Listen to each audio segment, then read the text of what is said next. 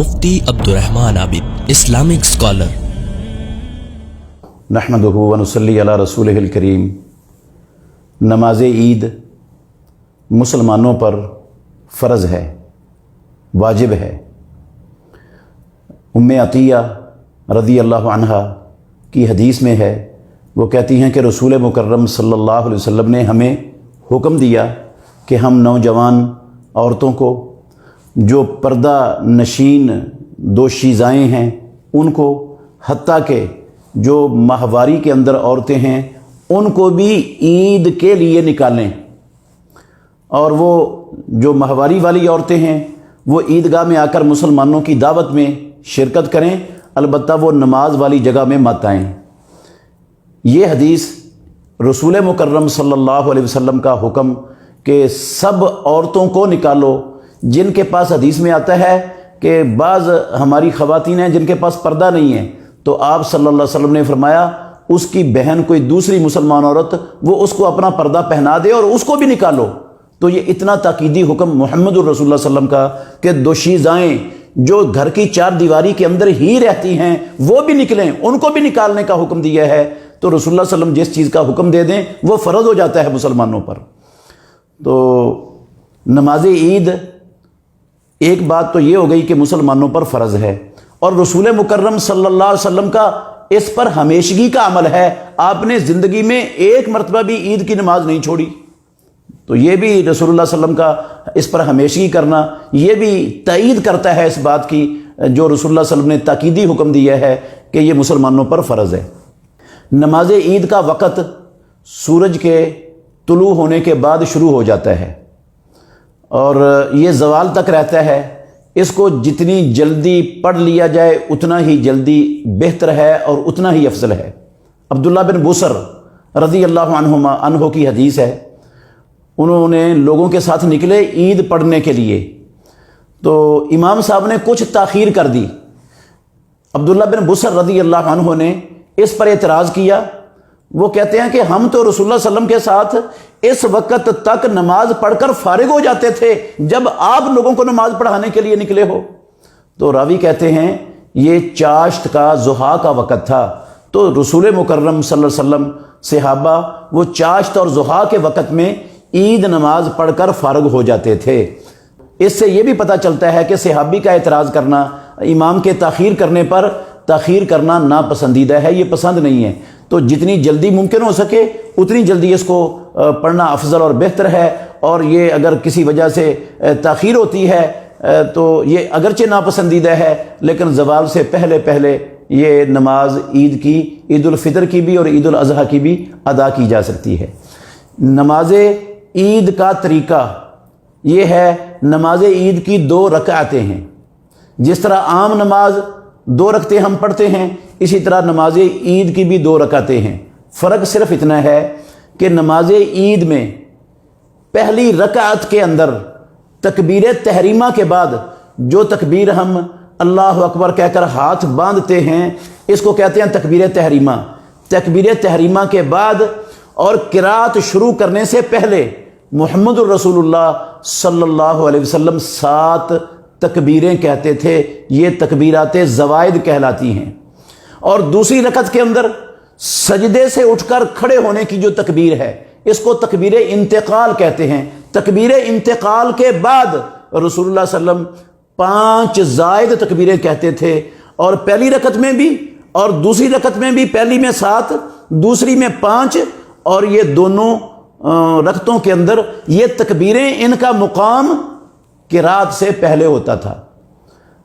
हदीस है उम्मुल मोमिनीन आयशा सिद्दीक़ा रज़ी अल्लाहु अन्हा से मरवी, सुनन अबू दाऊद में 1154 नंबर और सुनन इब्न माजा में भी है, किताबुल ईदैन में। कहती हैं कि रसूलुल्लाह सल्लल्लाहु अलैहि वसल्लम ने फरमाया कि ईद उल फ़ितर या ईद उल अज़हा में पहली रकत के अंदर 7 तकबीरें होंगी और दूसरी रकत के अंदर 5 तकबीरें होंगी। अब्दुल्ला बिन अमर बिन आस रज़ी अल्लाहु अन्हुमा से मरवी हदीस है। ये भी अबू दाऊद और सुनन इब्न माजा के अंदर मौजूद है। हसन सनद के साथ हैं ये दोनों रिवायतें, काबिल हुज्जत हैं। वो भी कहते हैं कि रसूलुल्लाह सल्लल्लाहु अलैहि वसल्लम ने फरमाया التکبیر فی الفطر سبعن فی الاولا و خمسن فی الاخرہ، تکبیر نماز عید الفطر میں 7 تکبیریں ہیں پہلی رکعت میں اور 5 تکبیریں ہیں دوسری رکعت میں، اور یہ تکبیریں وکلتاہما قبل القراءۃ، اور یہ دونوں رکعتوں کے اندر یہ تکبیریں قراءت شروع کرنے سے، والقراءۃ بعدہما، قراءت ان کے بعد ہے اور تکبیریں قراءت سے پہلے ہیں۔ دونوں تکبیروں کے اندر، دونوں رکعتوں کے اندر یہ فرق ہے عام نمازوں کی بنسبت کہ پہلی تکبیر میں، پہلی رکعت کے اندر 7 تکبیریں اور دوسری رکعت کے اندر تکبیر انتقال کے علاوہ 5 تکبیریں ہوتی ہیں قراءت سے پہلے، اور اس کے بعد قراءت شروع کی جاتی ہے۔ ان تکبیروں کے درمیان، ہر تکبیر کے درمیان کوئی مسنون ذکر رسول مکرم صلی اللہ علیہ وسلم سے تو ثابت نہیں ہے کسی مرفوع حدیث کے اندر، تو تھوڑا سا سکتہ ہوتا ہے۔ اور ہر تکبیر میں رفع الیدین کرنی چاہیے، اگرچہ عید کے متعلقہ احادیث میں ان زوائد تکبیروں کے ساتھ رفع الیدین کا ذکر نہیں ہے، لیکن سنن ابو داود میں عبداللہ بن عمر رضی اللہ عنہما سے مروی حدیث ہے، سنن ابو داود میں حدیث نمبر 722 کے اندر یہ لفظ موجود ہیں کہ رسول مکرم صلی اللہ علیہ وسلم یکبر یرفع یدیہ فی کل تکبیرۃ یکبرھا قبل الرکوع، رسول اللہ صلی اللہ علیہ وسلم ہر تکبیر کے اندر رفع الیدین کرتے تھے جو تکبیریں آپ قرات رکوع سے پہلے کرتے تھے، تو یہ بھی رکوع سے پہلے تکبیریں ہیں۔ تو اس حدیث کی بنسبت یہ حدیث عام ہے، اور اس حدیث کے لحاظ سے حدیث بھی صحیح ہے۔ ہر عید کی 7 تکبیریں پہلی رکعت میں اور 5 تکبیریں دوسری رکعت میں، ہر تکبیر کے ساتھ رفع الیدین کر کے ہاتھ دوبارہ باندھ لینے، کیونکہ پہلی جو تکبیر تحریمہ تھی اس کے بعد ہم نے ہاتھ باندھ لیے، جو اللہ کے نبی کی سنت ہے، جو طریقہ ہے تمام انبیاء علیہم الصلاۃ والسلام کا، تو اب رفع الیدین کر کے ہاتھ چونکہ بندھے ہوئے ہیں، باندھنے کی دلیل ہے، تو دوبارہ ہاتھ وہی چلے جائیں گے، اور ہر تکبیر کے درمیان، ہر 2 تکبیروں کے درمیان تھوڑا سا سکتہ ہوگا۔ تو یہ طریقہ ہے نماز عید کے پڑھنے کا اور پڑھانے کا۔ اور یہ عید کی نماز رسول مکرم صلی اللہ علیہ وسلم خطبہ عید سے پہلے پڑھایا کرتے تھے۔ پہلے عید کی نماز پڑھی جاتی ہے، عید کی نماز کے بعد عید کا خطبہ دیا جاتا ہے، اور عید کی نماز میں خطبہ ایک ہی ہوتا ہے، 2 خطبے نہیں ہیں ثابت رسول مکرم صلی اللہ علیہ وسلم سے، نہ عید الفطر میں نہ عید الاضحیٰ میں، ایک ہی خطبہ ہے صرف۔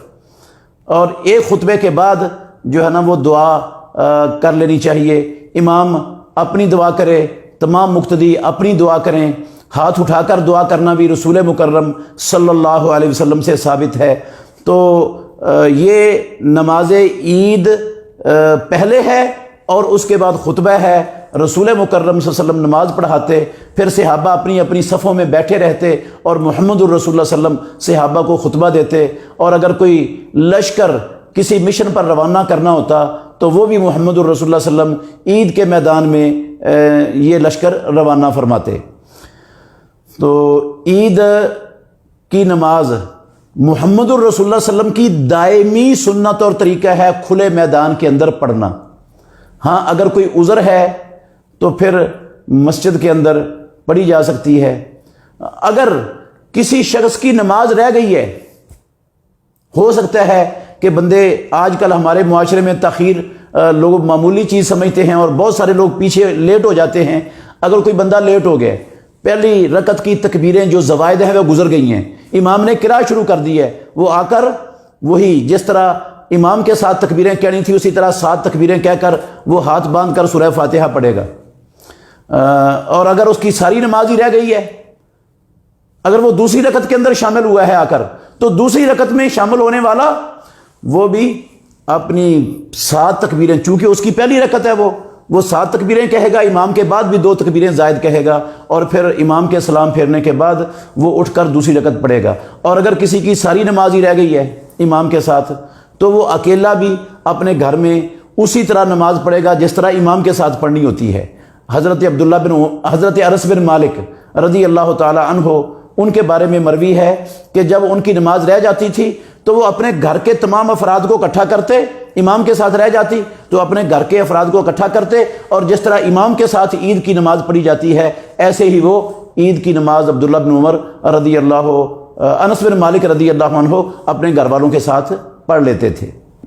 عید اور جمعہ اگر دو اکٹھے آ جائیں، ایک دن جمعہ بھی ہو اور عید بھی ہو، رسول اللہ صلی اللہ علیہ وسلم کے دور میں بھی ایسا ہوا ہے، تو عید کا خطبہ، عید کی نماز پڑھنے کے بعد جمعے کی رسول مکرم صلی اللہ علیہ وسلم نے اجازت دی ہے مسلمانوں کو، وہ جمعہ آپ نے فرمایا ہم جمعہ پڑھیں گے، جو نہیں پڑھنا چاہتا وہ نہ پڑھے، جمعے کی چھٹی ہے۔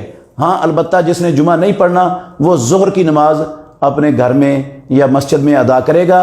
رسول اللہ صلی اللہ علیہ وسلم جمعہ پڑھاتے تھے اور اجازت تھی مسلمانوں کو، جس نے جمعہ پڑھنا ہے پڑھے، جس نے نہیں پڑھنا وہ عید کا خطبہ جمعے کے خطبے کی جگہ پر اس کے مقام پر کفایت کر جائے گا، اور اگر کوئی پڑھتا ہے تو پڑھنا جائز ہے۔ اور اگر کرونا کی وجہ سے گورنمنٹ کی طرف سے کھلے میدانوں میں اجازت نہ ہو، مساجد میں اجازت ہو تو مساجد میں پڑھ لیں، اگر مساجد میں جانے میں بھی رکاوٹیں کھڑی کی جائیں تو ہر گھر کے اندر بھی گھر کا سربراہ جماعت کروا کے اسی طریقے کے ساتھ عید کی نماز پڑھا سکتا ہے۔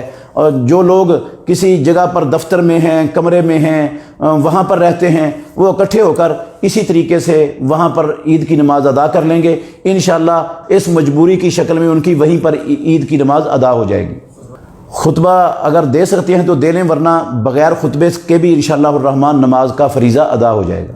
اللہ تعالی ہمیں صحیح معنوں میں رسول مکرم صلی اللہ علیہ وسلم کے طریقے کو اپنانے اور اس پر چلنے کی توفیق عطا فرمائے۔ بہترین صدقہ جاریہ حاصل کرنے کے لیے اس ویڈیو کو لائک، کمنٹ اور شیئر کرنا مت بھولیں۔